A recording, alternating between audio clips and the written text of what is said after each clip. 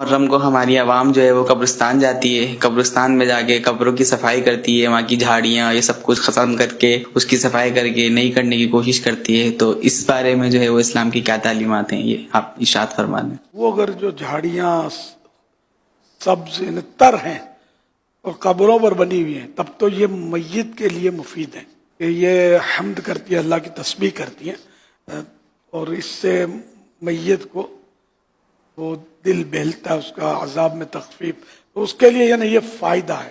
بہار شریعت میں لکھا ہے کہ قبر سے تر گھاس کھیڑنا یہ منع لکھا ہے، میت کی حق تلفی ہے۔ اب یہ جھاڑیاں کھیڑنا یا اس طرح کاٹ دینا، اس کی کوئی صورت، کوئی یعنی ایسی صحیح وجہ ہو۔ یہ عاشورے کے دن لوگ صفائیاں کرتے ہیں، رنگ چونا کرتے ہیں، اب یہ اپنے طور پر یہ لوگوں نے بنایا ہوا ہے۔ رنگ چونے کی تو یہاں ضرورت ہے ہی نہیں، قبر کو رنگ چونا کر کے کرنا کیا ہے؟ فائدہ تو کچھ بھی نہیں ہے۔ تو جو بے فائدہ کام کیا پھر خرچہ کیا، پھر یہ خرچہ اس رقم سے ایصال ثواب کر لیتے اپنے میت کو۔ سیمنٹڈ قبر ہوگی پوری تبھی رنگ چونا ہوگا اس کا۔ اس سے کیا مقصود کیا ہے رنگ چونا؟ تو مزارات اولیاء پر رنگ چونا ہوتا ہے، گنبد بنتا ہے تو لوگ جاتے ہیں اکتساب فیض کرتے ہیں، تو یہاں ضرورت کی صورتیں بن جاتی ہیں اولیاء کرام کے مزارات پر۔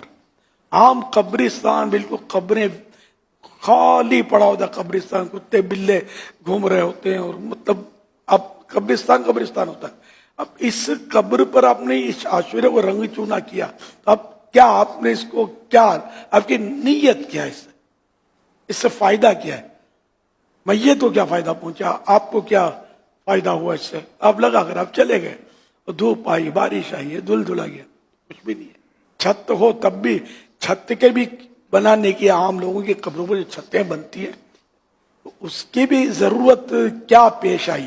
ہاں یہ نیت ہے کہ دھوپ میں ہم اس کے سائے میں بیٹھیں گے اور تلاوت کریں گے، کچھ پڑھیں گے، اس طرح یعنی کہ اس مقصد کے لیے تو چھت یا عمارت قبر پر بنائی جا سکتی ہے، بلا ضرورت لوگ بنا دیتے ہیں۔ یہ اعلیٰ حضرت نے کوئی اسراف لکھا ہے، فضول ہے، یہ گناہ ہے، مال ضائع ہو رہا ہے اس میں۔ یہی رقم یہ ماربل کی قبریں کئی کے تھلوں کی بنا لیتے ہیں، ہزاروں لاکھوں روپے لوگ بعض اوقات اپنی اموات پر ہی خرچ کر رہے ہوتے ہیں، جس کا کوئی مقصد نہیں ہوتا۔